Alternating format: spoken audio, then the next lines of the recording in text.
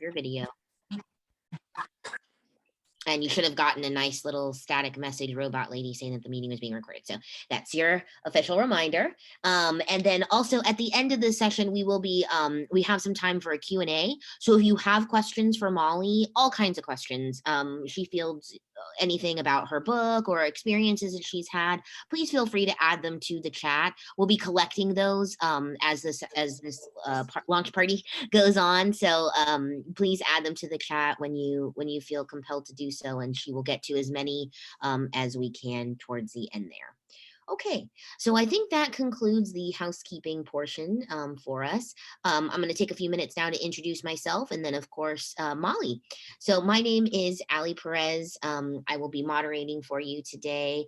I serve on the National Tradeswomen Task Force Communications Committee with Molly. That's how we met. And I chair that committee with Eve Mefford, who is also helping today with tech. And I also am the founder of Texas Women in Trades and a plumber in Texas. So thank you for having me, and thank you, Molly, for asking me to help with this. It's my pleasure. And then now I want to introduce and tell you a little bit about the star of the show today, Molly Martin. Molly is a retired electrician and San Francisco City Electrical Inspector, the International Brotherhood of Electrical Workers Union, Local 6. She is, in her words, not mine, an old feminist whose primary goal in life has been promoting equal rights for women and breaking down barriers to women in blue-collar trades. Pretty good goal. Molly believes the only route to social and political change is for us to band together. We can't do it alone.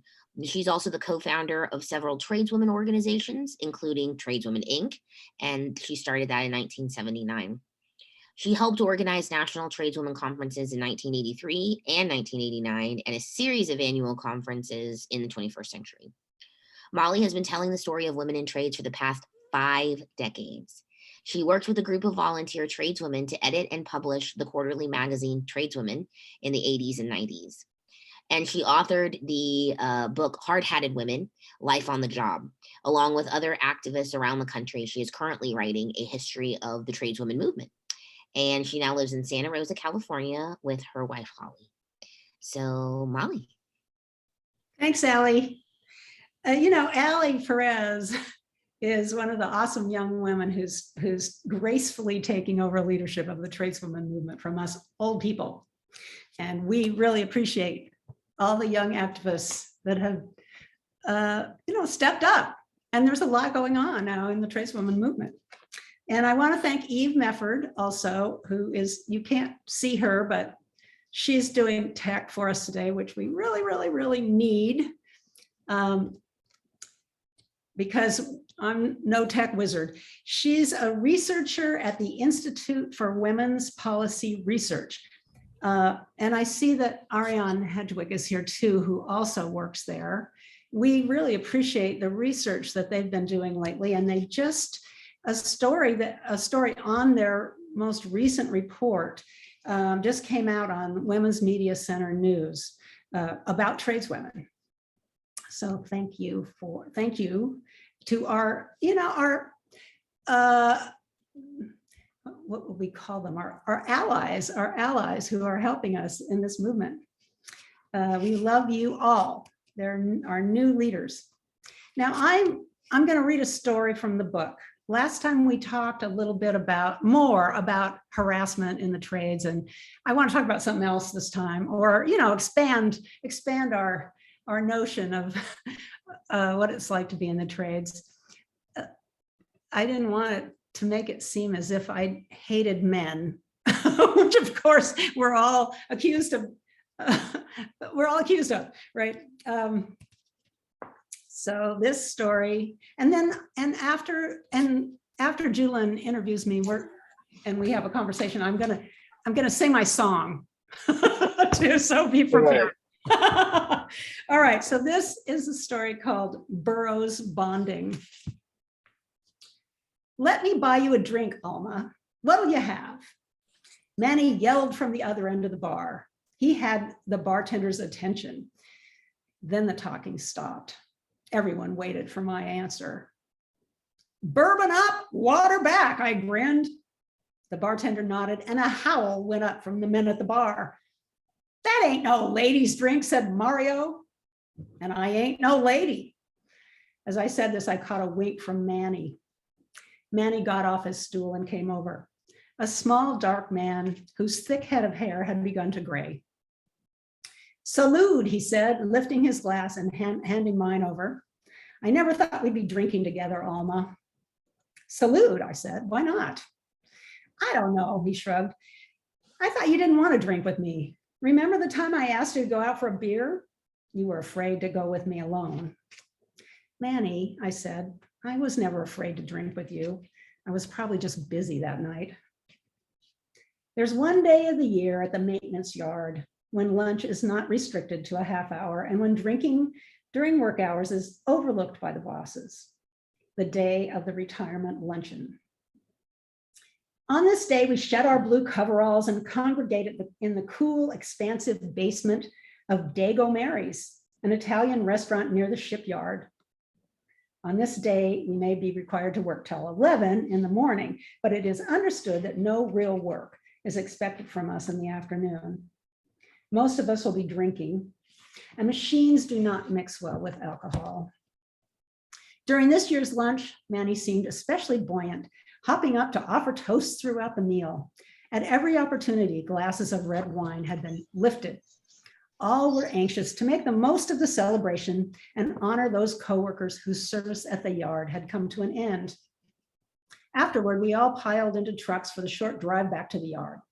I have my own ways of looking busy, covering myself, which is still necessary even with the unspoken agreement that no work is expected. This afternoon, I've decided to be checking equipment as part of my maintenance program. That's my cover. I'm really hanging out with the guys. I stroll through the auto shop and out back I find Jimmy the Irishman, Johnny, and Manny drinking from paper cups. Here, let me find you a cup, Alma, says Johnny. Oh shit, you guys took all the cups. That's okay, Manny will share with me, I say. Won't you, Manny? Sure, he says, filling his cup with vodka and orange juice and handing it back to me. I take a swing and hand it back. The Southern Pacific commuter train shoots by on the overpass just beyond the yard.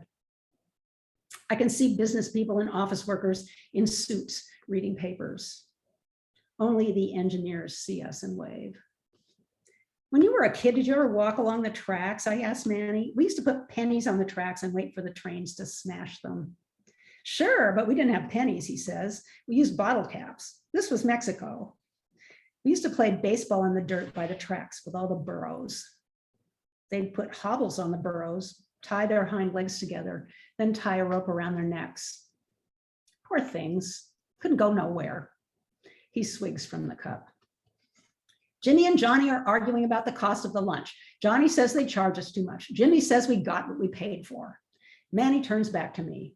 Did I ever tell you the joke about the Irishman and the Italians playing football? I'm shaking my head skeptically, never comfortable with ethnic jokes. See, the Irish and the Italians had a game going when the train came by and blew its whistle. The Irish thought this meant the game was over, so they ran off the field. Half an hour later, the Italians scored a touchdown. Ha ha, you get it?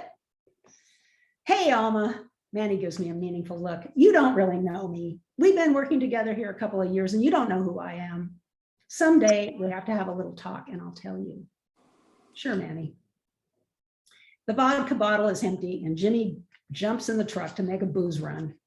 You're taking a chance, says Johnny. Don't let the bosses catch you. Jimmy waves away the thought of bosses with a huge hand and guns the engine. Johnny looks at us, shrugs, and takes off to scout for bosses. Here comes Mario from the auto body shop, red-faced and round. He resembles an Italian Santa Claus, blue coveralls stretching over a distended middle, a wave of graying hair advancing from his head. Hey, I've always meant to ask you something, he says to me. Did you ever work with Jack Dexter? Good friend of mine, says he knows you. Yeah, we had a business together. How is old Jack? Fine as ever, he says. Is that how you got into the trade? I guess you could say that. I taught Jack everything he knows. Say, would you like a beer, he asks. I hesitate. Sure, why not? Manny follows us around to the back of the auto body shop. Mario hands us both beers. Excuse me a moment, he says, raising his eyebrows and looking toward the bathroom. Manny's working up to something. He clears his throat. Look, just between you and me, I know it hasn't been all that easy for you working here. I hear what the guys say about you, that you got your job through affirmative action. You're not really qualified, that you're taking a job away from a man. You don't know your trade. You're afraid of heights. Hey, wait a minute. Who said I'm afraid of heights? This is what goes through my mind. First, I can't believe the guys would say these things about me. Then I want to hear who said what and everything they said.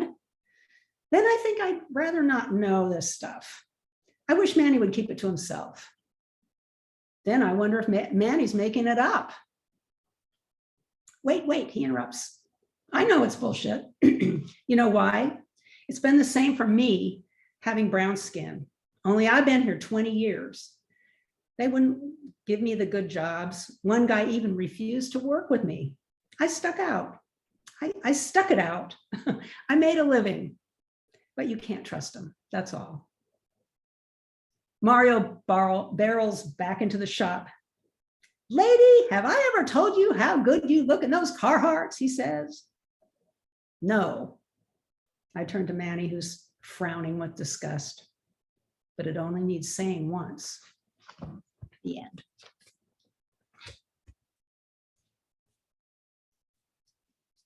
Thank you, Molly. Oh, wow. I've read some of the stories, but to hear you read them is just so special. Oh, thank you so much for doing this and for doing that.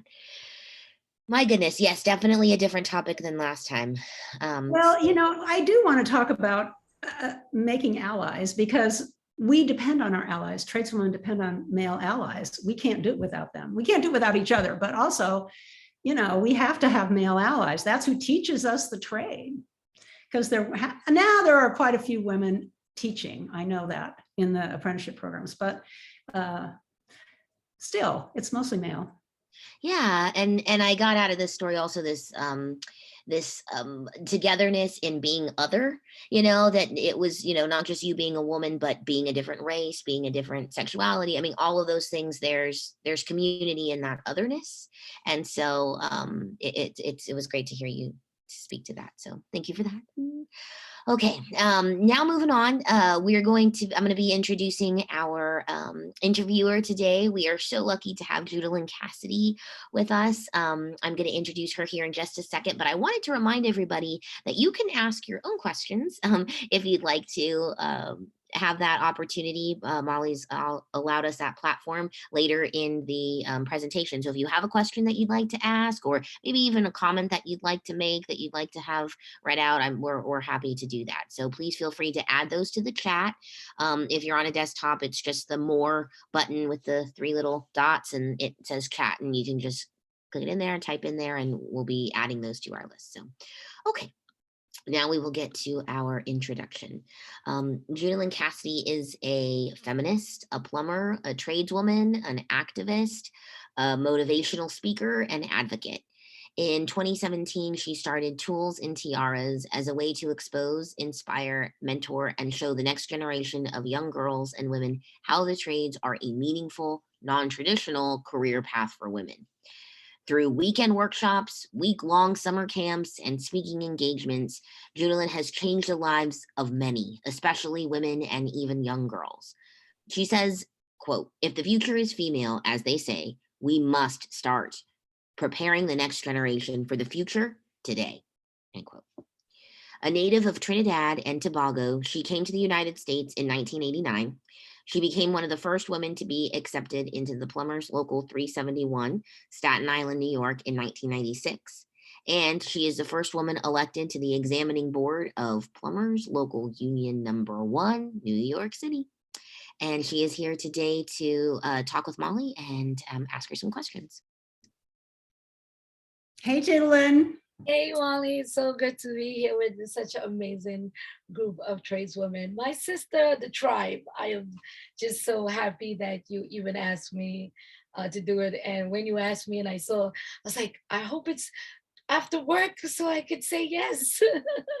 So thank you for asking me, because you are amazing. I love you a lot. I really do appreciate all that you've done for women like myself. What are you working at right now? Where are you working? So I left the big high-rise constructions sites that I used to work on, and now I work for NYCHA, which is the city of New York. So I'm a plumber working in all the housing, public housing that New York City has, and it's great. I miss high rises, so I don't get to read prints and all that cool stuff. But the job that I do now, I actually love it a lot because it brings all my passions together, helping people, still doing plumbing, and I'm able to help people that I see the immediate effect of what I do, fixing plumbing for them, water running down. It's horrible. So when I get in there, I get to be a superhero. They don't believe I'm the plumber, but I get through that. But I like it. I really do. So that's my new gig now. Cool. I worked for the city of San Francisco after being a construction electrician for a couple of decades, actually. And it was a great job. It's a great job. It's a great job. So Molly, I have to say, it was great, just like Ali said, listening to you read it, because you almost like you transported us back to being like on the job site with the gal. It's so visually, the way the words are, it makes you like place yourself there with you on doing that. So I wanted to know why did you write this book, Wonder Woman Electric to the Rescue? Why did you do this?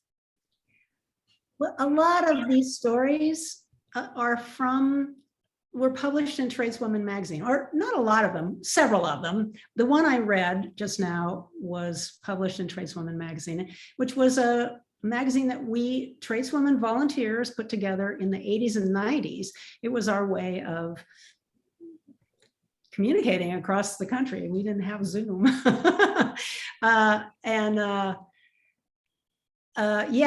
So, and they're fiction. This one is fiction. Of course, I invented this character, Alma, but, they're all things that I experienced on the job. It was nice to be able to use fiction and invent characters, partly because I didn't want to expose myself. I didn't want to write my story because I was working. I didn't want any of those guys to read it, And also I realized only recently that I really was censoring myself. I didn't write stories about being a lesbian for tradeswomen or with lesbian characters for Tradeswoman magazine. We did talk about dyke baiting and lesbians, and it's not as if we censored everything, but we were being censored by our sponsors, and so we had to work around that. I'm not sure I really answered your question, but no, you did. You did what you wrote, because you wanted to get the stories out, and I truly understand what you said about censoring yourself, because as a tradeswoman, I do that because I want to keep my job, because we know we don't have the numbers yet. So I totally get why you did it like that, because I do the same thing to censor myself. So in the process of writing this book, was there ever a moment you wanted to give up writing this book and say, maybe I shouldn't do this? Oh no, the book was really fun. A lot of it had already been written. So it's not like I was staring at a blank page. I had already assembled these stories, and I thought, wow, we need to find a new way for people to see these, because they still resonate with tradeswomen. Things out there haven't changed all that much, sadly. And I think they contain good lessons for all of us still. Yeah. You said you experienced being the other, being the only female on the construction site, being queer, different. How did that affect you? Well, like I said, I had to censor myself a bit, but there's a story in the book about having to come out on the job. It's about it's about Pat Cull, who's on this, who was my lover then. And I changed her name because she didn't agree with everything I said about what we were doing. But Pat was a leader in the tradeswoman movement. She was one of the very first carpenters to get into the trade in California. And she really believed in being out on the job. And we would have these conferences where she would give workshops about how to come out and why you should be out. And she quoted Harvey Milk. Harvey Milk, you know, he was saying, we got to come out, we got to come out. And so, and in the story, which is true, I say, you know, why should I come out? I don't want to have to come out.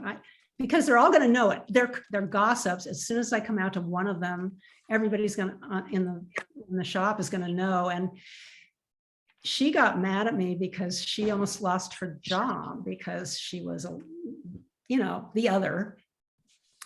Anyway, so she made me do it and I did it. That's what the story's about.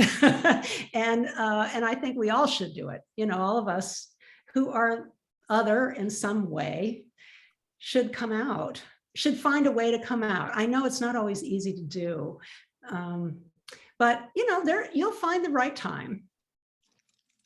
I totally understand what you said about being Pat losing a job. I remember, you know, I lost mine for being blacklisted for different reasons, for being an activist. And it's like, you know, then you lose your livelihood. So I could understand her trepidation because, boy, not having that salary is very, very, very difficult. And we always have to figure out, how do we stand up and speak, and how do we at the same time protect ourselves? So Molly, you are definitely a trailblazer, activist, organizer, and one of my personal heroes. Yes, you are. What was and is your motivation to continue organizing around tradeswomen issues? Jaylen, I just want you to know that you are my shero too. And I could ask you all the same questions, of course. So I want to make sure that you promote all your programs and all the things you're doing now. I don't think we said that did we say that you have a podcast? You have a podcast. But it's not, no, stop. It's me. All right. Well, this is a conversation, right? Yeah, it's about your flowers. You know, I want you to, you know, because you're so amazing. This is about you. We'll talk about me. Now I forgot what the question was. The question was, knowing that you're a trailblazer, you're an activist and you're an organizer, what was and is your motivation to continue organizing around tradeswomen issues? You know, the bottom line for us is money. You know, the reason we went into the trades and the reason the main reason women still want to go in the trades is because union construction workers make really good money. And, you know, you could make 3 or 4 times what you could make as in a female job, which we are reminded frequently are oftentimes just as hard as these jobs that were for men only, but they don't pay as well.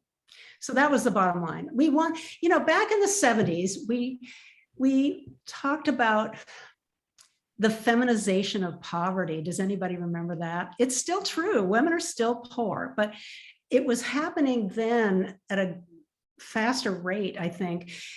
A lot of women were suddenly divorced. Their husbands went off with some younger woman, and then they had no skill. They had no way of supporting themselves or their children, and they were poor. So we figured if we could open up the trades to, you know, women, if we could get even 25%, 20% women into the trades, you know, we would save a lot of women and children from poverty. That was our motivation in the beginning. And it's still a motivation. It's still a motivation.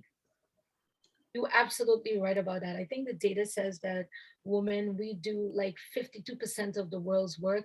We get 10% of the world's income. And I believe we only have 1% of the world's property. So what you do is very, very, very, very important. And what you have done and continue to do is very important. And all the women here you know, bad, I could say it right because it's around trades, badasses, you know, that we in there doing it and trying to make a difference. So what are some of the lessons you have learned from your years of organizing around these issues that probably can help women like myself um, fight for better for women on the job sites? If you could share some of that with us. The very first lesson I learned was about needing support for each other. You know, I was a 1970s feminist. I wanted to change the world, and I didn't, you know, I just wanted to get out there and change the world. And you know, and I realized that there are really two important things that these tradeswomen organizations need to do. One of them is to change the world, for sure. And we did it through legislation and through, you know, we did it any way we could figure out how to do it. Any kind of organizing that we could think of, we did. We tried everything. But the other thing is support for each other. If we don't give support to each other, I don't think we can succeed. And I think we're still finding that out. There's just not enough support infrastructure for us. But maybe with this new infrastructure bill that just got passed, there will be money for some of that. I can't speak to that because I don't really know, but there are people on this Zoom who could, who know that, you know, things are going to get better now because there's a little more money out there, I think. Yeah.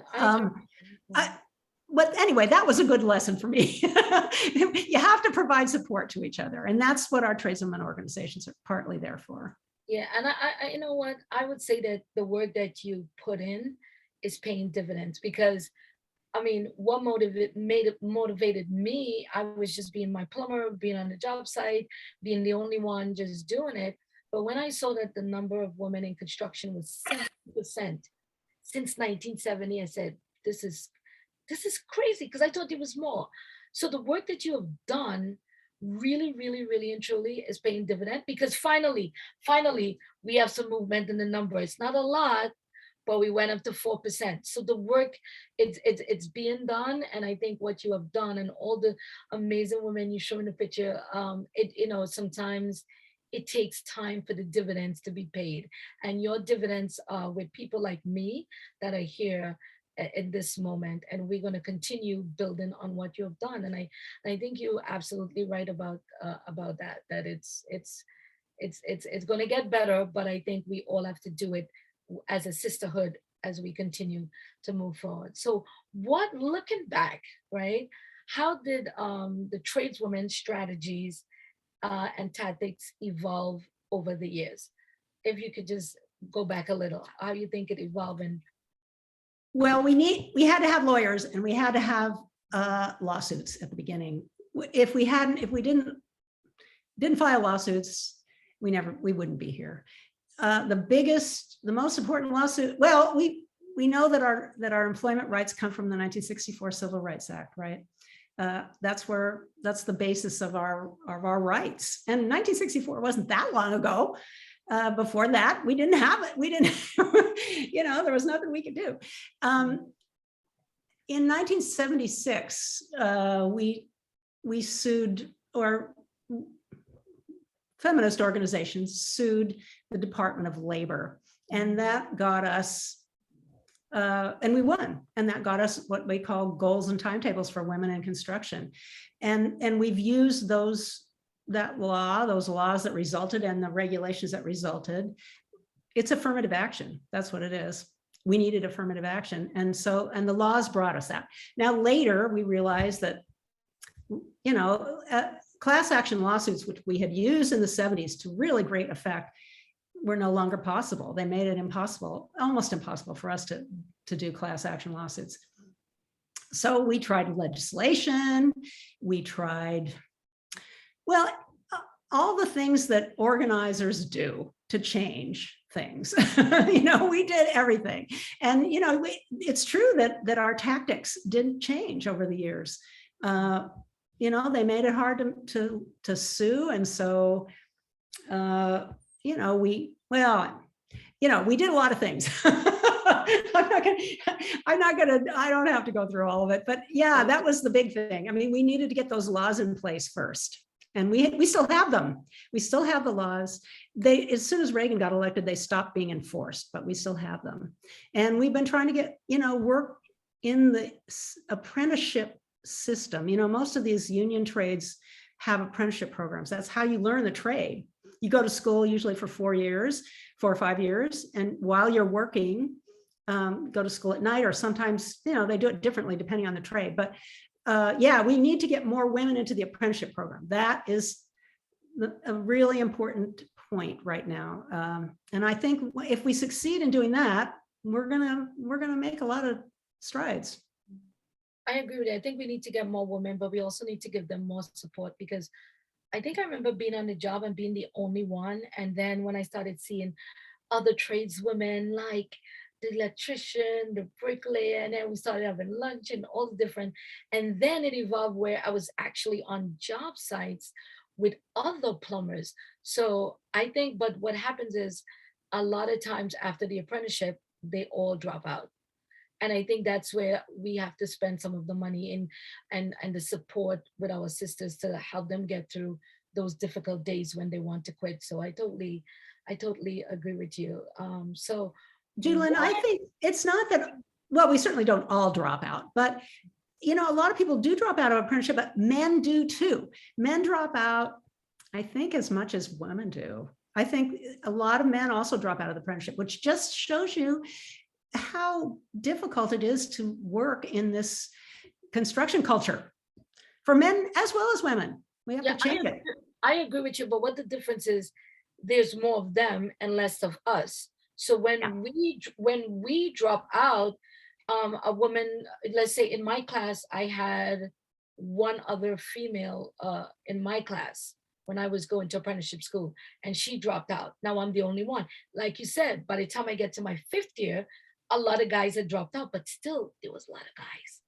See, that's like you said, it does happen both, but when there's not like you said, getting more of us in is the key. So if a couple of sisters drop out, we still have that. That's why the numbers haven't been able to change, because we don't have enough of us coming in. So I totally agree with you. And like you said earlier, I always tell people that I wouldn't be a good plumber if a lot of Malays, that's my nickname for the brothers, the Malays, don't help us. And that's who you're going to learn your craft from.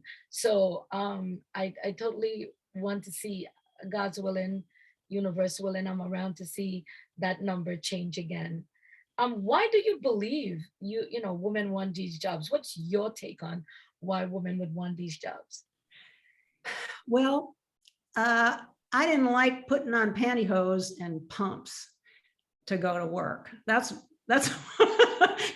I had to. They made me do it. When I first went out into the work world, you had to wear a dress to get just some crappy little job working in an office. You had to wear a dress. So that's a big reason for me.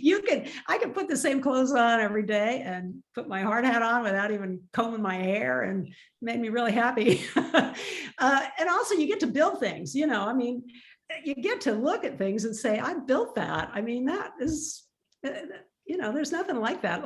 We all talk about driving around town and pointing at buildings and saying, I built that. We're very proud of what we've done. You can be proud of what you've done. I wrote my name in a lot of the electrical boxes that I finished because I was proud of my work. I like that. I see the Masons do that a lot. I haven't done that, but I think that's pretty cool that you could go back and see it. Definitely, that's awesome. What motivates you to keep encouraging women to join the ranks and be one of us, a tradeswoman?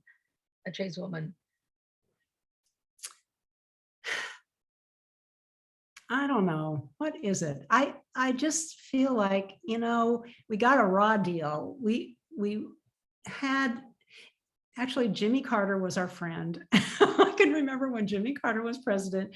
And if he had continued being president, we might have a lot more women in the trades. Honestly, as soon as Reagan got elected, we got screwed. And so I've been fighting. I guess I just feel like we need to fight that. We need to fight that attitude that women we need to be in barefoot and pregnant in the kitchen, you know? I mean, really, I think that's what Republicans think. They want us back there. Yeah, and they don't want us to have abortion or birth control either. Yeah. You know, they want to take away everything. And so it's the same fight, really. We want to have good jobs. We deserve good jobs that pay good money. Great. That's the bottom line. 100%. So my last question that I love to ask my podcast guests, because women always do this, deflecting from it.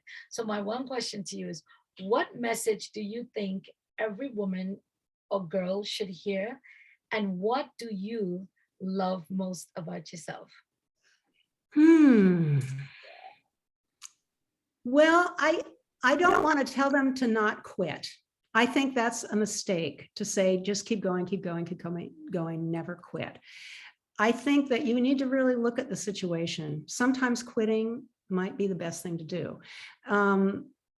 So that's not what I want to say to them. I want to say persevere, definitely persevere. And, you know, seek out support from your sister tradeswomen. I think we can do it. You can do it. I'm sure of that. I don't have any question about that. But you need to take care of yourself. Take care of yourself. That's the first thing, I think. Make sure that, you know, and also, I mean, I think we're here. We need to be happy. We need to be happy in our work. If you're not happy doing what you're doing, you might want to do something else. You know, I mean, it is work. You do have to go there every day and sometimes do things you don't want to do. But in general, I really like being an electrician and I like being an inspector too. And so, you know, sometimes we're just not cut out for something.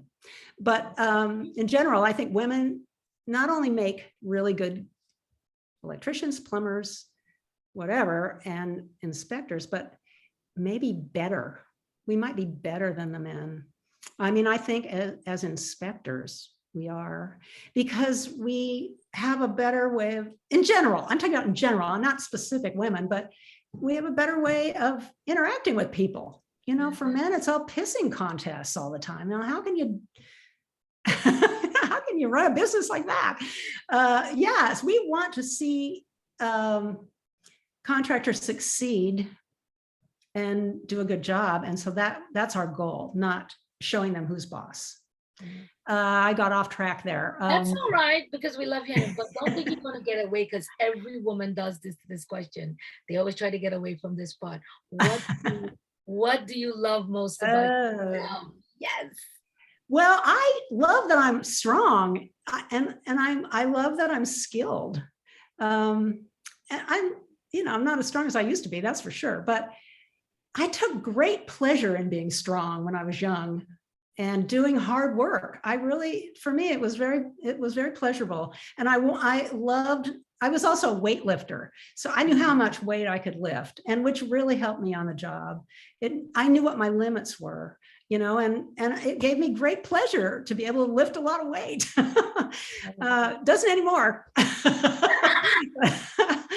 Well, you know what? Thank you so much for giving me this opportunity to talk with you and question you, because I remember just always seeing you at Tradeswoman Build, Tradeswomen's Conference and stuff, and being a fangirl, following you everywhere, and I know, just take it, okay? Just let it sit, let it marinate that we love you that much, okay? Just let it go and don't deflect from it, okay? But thank you so much for giving me this opportunity. Really, really, when you asked me, like I said, all I was trying to figure out, I was at work, I hope it's not during the daytime that I have to take a day off, but this was absolutely amazing. And thank you for sharing your experiences, your joys, and the ups, and sometimes the down with us tradeswomen. It really was insightful. Thank you so much.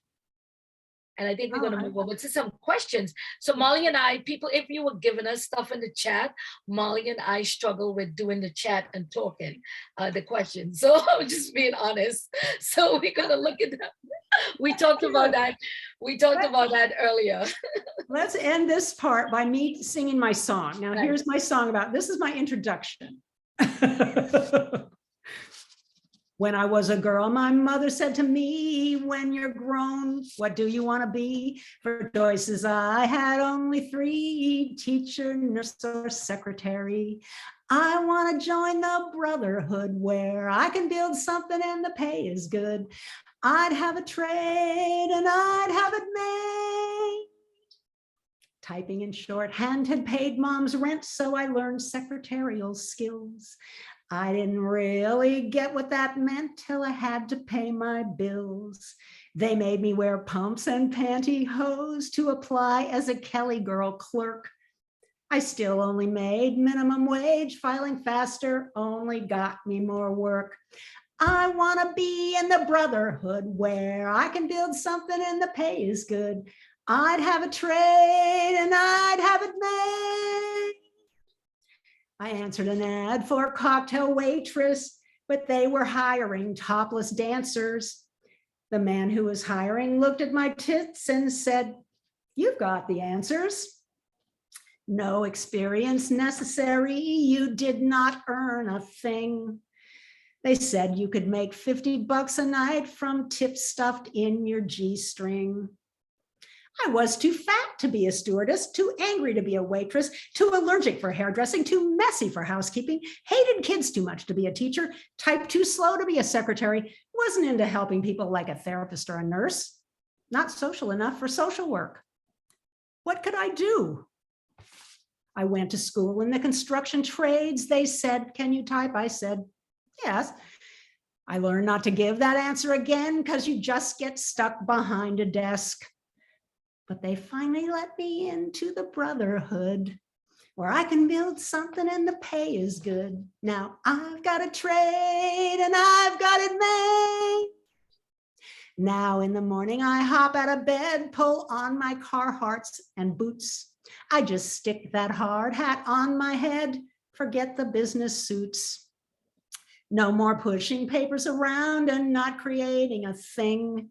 Now I can proudly say I built that when I look at a building. I finally got into the brotherhood, but when I had to pay my dues, I wrote my check to the sisterhood, and my check was never refused. The International Sisterhood of Electrical Workers has a nice ring to it, doesn't it? Oh, I want to tell you that I wrote this song with my wife, Holly. I love your song, Molly. It has been in my head since Saturday. it is that the earworm in the best sense. It has been stuck in my head and I wish I had the lyrics because I wanted to sing it in the shower and everywhere because it's so good and so catchy and so personal. Thank you so much. You're blowing up. Your comments are blowing up. Awesome song. Great job. Fab song. Wonderful. Claps, claps, claps. So it's super popular. We should probably post a video of you just doing the song at some point because I bet that would be great. Getting thumbs up. So that'll be a conversation, me and you. But we did get Holly is my guitarist, so we'll put her in it too. Heck yeah, that's awesome. That's awesome. Y'all could go viral. Okay, well, we definitely had some questions and some comments come in. So even I have been organizing that while everyone's been going through and chatting and sharing. So thank you for that. Okay, so we will start off with, I'm going to go ahead and ask the questions. And then if people want to maybe comment or if Molly wants to ask a clarifier, we can address people directly. But okay, so the first one that we are going to do is from Marie. Marie says, Molly, you mentioned at your last session that there are groups of women getting together who need to talk about this stuff. She doesn't do Facebook. Are there any other groups non-Facebook that you can maybe recommend? Oh yeah, there's groups everywhere. And where does she say where she is? She does not. Marie, would you like to share? I'm in the Bay Area. I'm in Richmond. Oh, cool. Well, Tradeswoman Inc. Get in touch with Tradeswoman Inc. That's our local.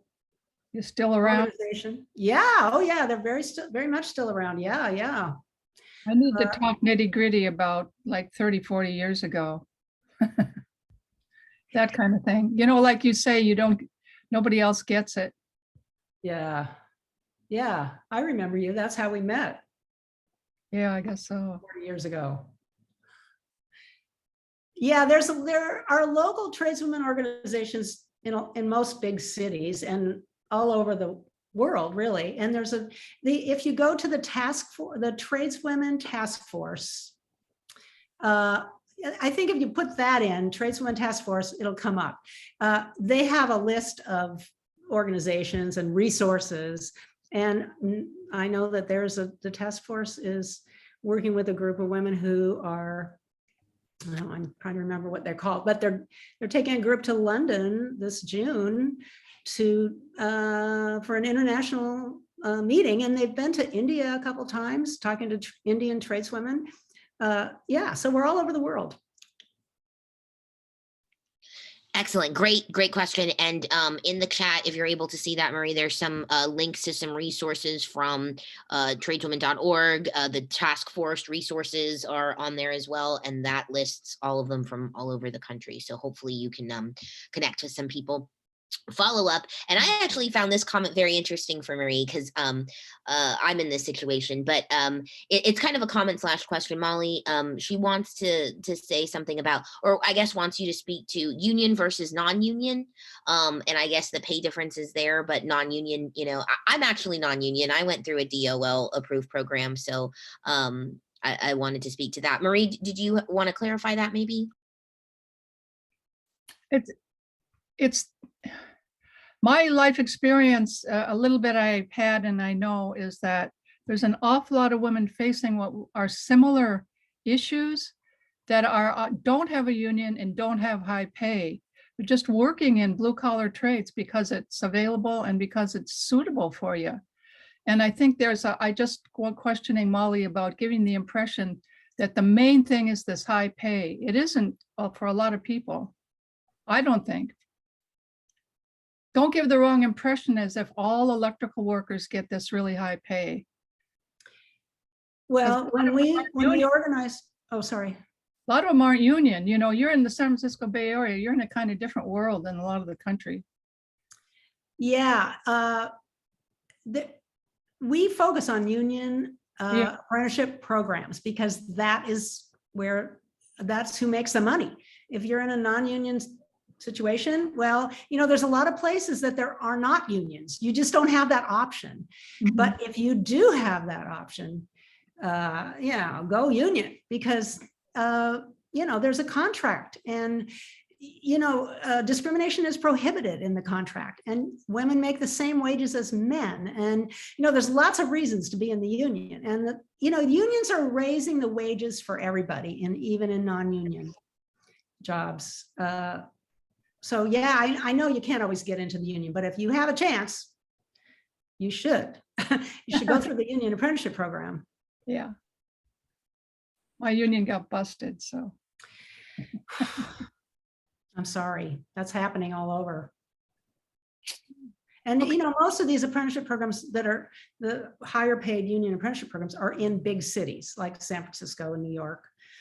Chicago Women in Trades is really one of the biggest organizations in the country. But if you go down to right to work states in the South, you're likely not to even find a union. It's terrible that they call that the right to work. Yeah. Hi, Molly. It's Lilith. Hi. Oh, hi, Lilith. Yeah, it's been a long time. Yeah, hey, it's really great to see some of my old sisters here. I mean, hi, everybody. Really nice to see you all. Yeah, congratulations on your book. Hey. Okay, thank you, Lilith. We're gonna get back to the questions here. Another comment here. Oh, that was my dog, sorry. She wanted to make a comment to Molly. She loved her book. Okay, from Betsy Reeves, we have, I agree that we're on the brink of a ripe new CEDA area, job training, green tech, etc., that will be inclusive to women, youth, and minorities. Do you agree? Do you think we're headed towards that bright future?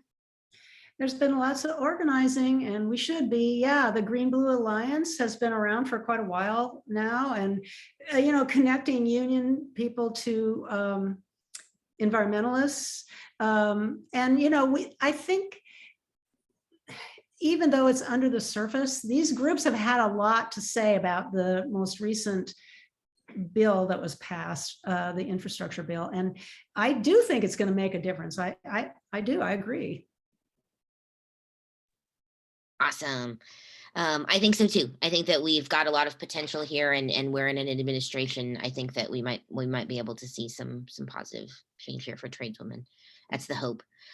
Okay, from Eve Goldberg, we have, how did men on the job change their attitude towards you when you did come out as a lesbian? You know, Pat was right about being out on the job, I think. I think there's a lot of reasons to be out on the job. One is, you know, they know that you're not interested in them and going out on a date with them, you know, and you know, I mean, that's a thing. The other thing I did is I would tell them I've married and have 5 kids, and that worked too. In general, I felt like they were accepting. I didn't feel like I felt like I faced discrimination as a female, but not so much as a lesbian. I don't know I wonder if others agree with me who are here, but some Pam Bates is going, I don't know. Yeah, I mean, we definitely, that's why I thought it was better to be out. It seemed to me that I was pretty well accepted in San Francisco. I was working in San Francisco, so we have to remember that too. Yeah, I think that's super important. Especially, I mean, I'm in Texas, you know, and it's definitely would be, I think, a different experience in that time for you. But it, you know, perspective is important, and so that's awesome. Thank you for that. Okay, we have another question from Becky Shirley. Comment/question. So she says, the emphasis in California high schools is to go to UC or CSU. Universities have deterred many people who potentially are gifted tradespeople. Females were unfortunately reluctant to take the few trades type classes that were even offered, and were stuck in irrelevant type classes. How was the high school experience for you in terms of post-high school planning? Yeah, wow, good question. Well, when I went to high school, we couldn't take shop. They didn't let girls take shop. You had to take home ec. And they didn't let boys take home ec. But that's changed, of course. But, you know, vocational education has been down in the dumps for as long as I can remember, and they keep taking money away from it. It's just really unfortunate because, you know, these are good jobs, and there's absolutely no reason to go to college if, you know, and spend all that money. I mean, college, people who went to college, I went to college and I had some debt, but it wasn't like what people have now. It's horrible. And if you get into an apprenticeship program, you can work, you can earn money while you're going to school, while you're learning. Your wages start low, but as you work, your wages increase until you turn out as a journeyman. And so I just think part of the problem is people don't know about this. You know, people don't know about apprenticeship programs. They don't know about the system at all. They don't know what's available. The only people who learn about it are the sons of guys who are already out there. We just now need to make it. I mean, we need school counselors need to understand that this is an option for kids, but for high school students, but I don't think we're there yet. And we've done a lot to try to make them understand.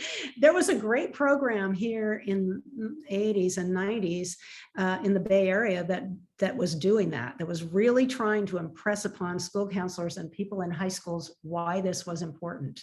And it hasn't been around for a while, but we need to resurrect some of those. Yeah, people need to know about these. I mean, there is no shame in being a construction worker, but I mean, I think people do think it's shameful and like we don't know anything, and you have to be kind of stupid to be a construction worker, and you know that it doesn't take any skill to do these jobs.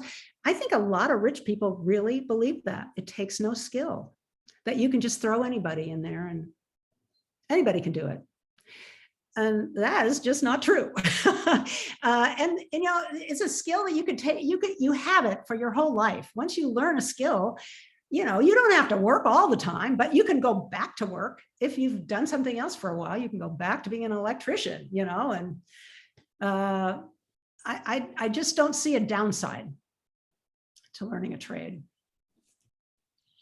Can I add something to that without having to do it through the chat? Oh, great. Yes, please. Hi, Molly.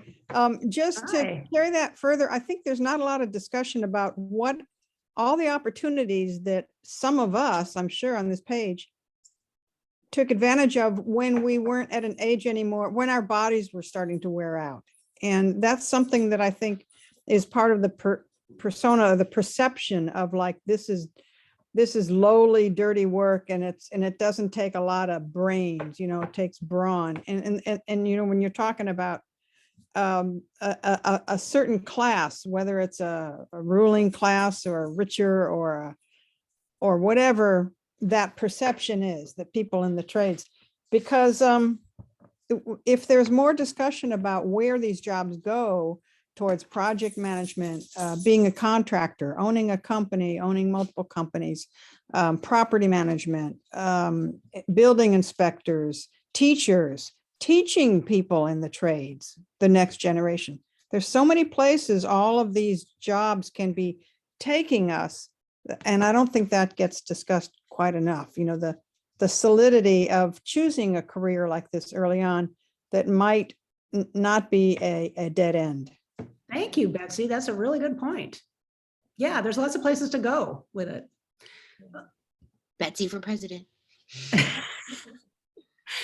I loved being an inspector. Being an inspector was a great job. And I see some of my inspector friends on here today. Joan McQuarrie, she was the first female building inspector in San Francisco. And she made a great career. She became a building official, which is like the highest person in building inspection. But I think also part of the problem is we as tradespeople have to have this, well, I'm cocky about being a plumber.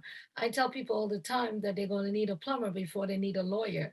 So, even to like people high up, you're going to need me first before you need to call a lawyer.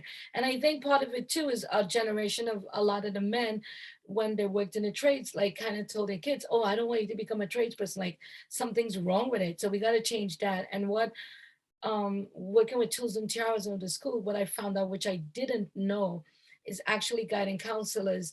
They get money to steer kids towards college and not to what we do.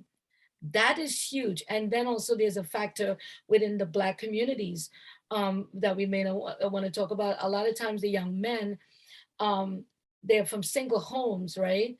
So they want to take care of their mothers. So sometimes they'll get scholarships and stuff to do that. So it's harder for them to think about that. So sometimes there's a lot of other things going in play. But what I've also noticed is just even sometimes just showing them my paycheck and just being so cocky about a plumber, it changes their perception of it, because I think we have to know what we got. We've always been essential and we've always been awesome. I didn't need them to tell me that. I know that for a fact, and I've always loved being a plumber, and I will continue to love being a plumber until my knees can't take it no more. My knees can't do it no more.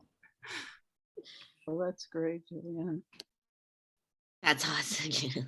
I think it's definitely a perception, right? And I think it's colleges and the military, they spend a lot of money to push their agenda. They each spend about $1 billion a year. And then the military just had to lower their standards for acceptance. They're even having a hard time, and they spend money trying to recruit. So I think it's a huge recruiting problem. I think it's a branding problem. I'm a marketer. I'm obviously going to see the marketing problems in it, but we could talk about that forever. I think we're going to ask one more question and then conclude this here. I do want to mention something. We did have a comment from Lauren Sugarman in the group chat. If you have a chance, go over there and look at it. Some good news from the National Tradeswoman Task Force, but we keep mentioning National Tradeswoman Task Force. It's an organization on a national level that is a group of many organizations across the nation, on individual state levels, agencies, that's trying to bring about change for tradeswomen. So if you're interested, we'll put that link in there if you're not a part of it and are interested in staying abreast of what's going on. Okay, last question, kind of questiony comment kind of thing, and then we will wrap it up and have some last words from Molly. Jean Taylor mentions, the women's circus in Australia has trained a lot of women on the job to be tech crew for performances. Do you know of this happening in the US? Is there any kind of cross industry there? Who's training them? The Women's Circus is training women to be tech crew for performances. Jean, you want to provide some insight here? It's the Women's Circus is a community group that was set up in 1991 to be a circus for women, and it was very successful. And everybody in the performance, we were trained to be circus women on the job, but also at the end when we put on the shows, the tech crew were trained by the head tech person to do various jobs on the set. And some of those women went on to be professional techies in the industry, electricians, sound, doing aerials and that kind of thing. So it was a very remarkable, it's still going today actually, the Women's Circus. It's a very remarkable community group that was training women in all sorts of ways, but particularly although some of the performers went on to be professional as well, but certainly the techies did a remarkable job and some of them went on to get their tickets and then could work in the entertainment industry. It's just another aspect of tradies. We don't have it here, no. And we have had trade schools in various different places in the country over the years. We've tried to set up trade schools for women, and some places we've been successful. It's rough though. There's no funding for that, so it's been hard for us. Oh, I wanted to let you all know too that there's other stories in this book besides just about tradeswomen.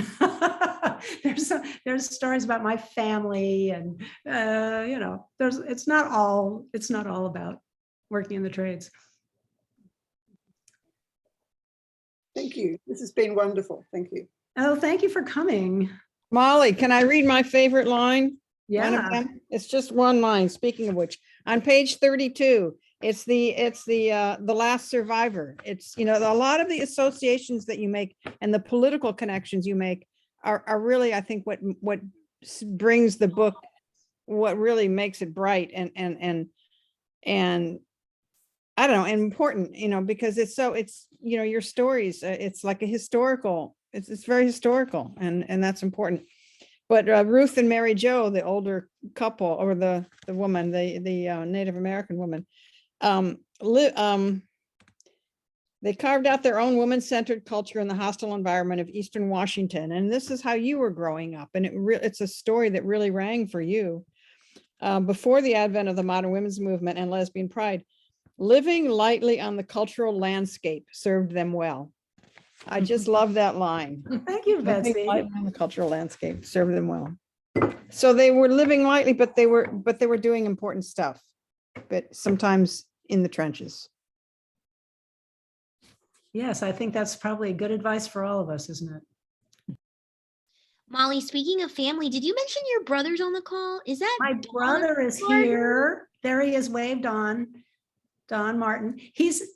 Don and I've been, he's a writer also and an activist, gay activist. Oh my God, he just wrote a really great song that, well, we'll have to have another Zoom for you to hear. It's fantastic. But he's in a group called Queer Elders. I can't tell you what it all means, but they're a group of queer old writers, gay writers in Vancouver, British Columbia.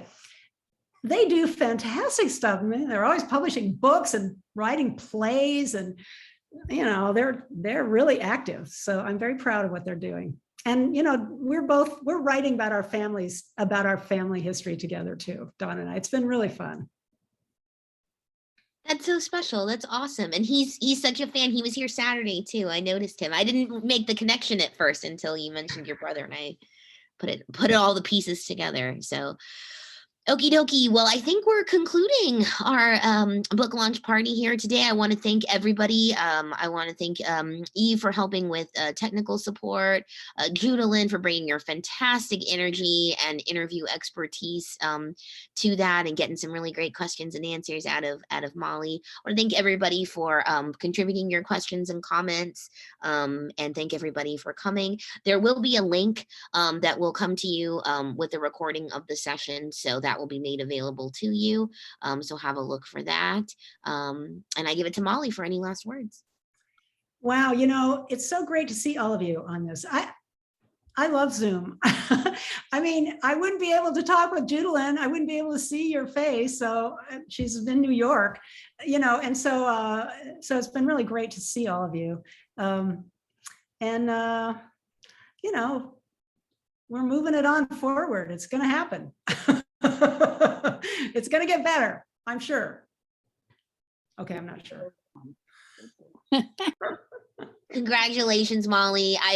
Oh man, I was so proud of you when I ordered the book. So I can't imagine what it feels like for you to like have it in your hands and touch it. So congratulations. And we all give you and send you our best, and go buy her book, or you can get it on Amazon Kindle. If you're an Amazon Kindle person, you can get it for free. Or you can of course purchase it on Amazon. It was super easy to do and I got it in a few days. So please support our dear friend Molly. Oh yeah, Allie, I should mention that any profits, and there aren't going to be many, I'm sure, but any profits are going to go to Shaping San Francisco. It's a project that puts together sort of found or lost histories of San Francisco and the Bay Area. And I've written they have it's like a wiki history where we can write our own history. So all of you from the Bay Area that are writers, I suggest you check it out. The history, the Wikipedia or wiki history is called Found SF. It's all online, and you know, we need our stories to be told, and our stories haven't been told in the Bay Area or anywhere really. So please tell our stories and post them there. So you look for Found SF? I added a link to the chat. I added that information, Molly, that you had shared. So proceeds from the sale of the book will be donated to Shaping San Francisco. Listed the website, a project dedicated to public sharing of lost, forgotten, overlooked, and suppressed histories of San Francisco and the Bay Area. Got a big It also hosts a digital archive where you'll find many of Molly's writings, and we put that link for you there as well. Oh, Thank wow. you. You're amazing. Great to see everybody. Great launch, you very Molly. Okay.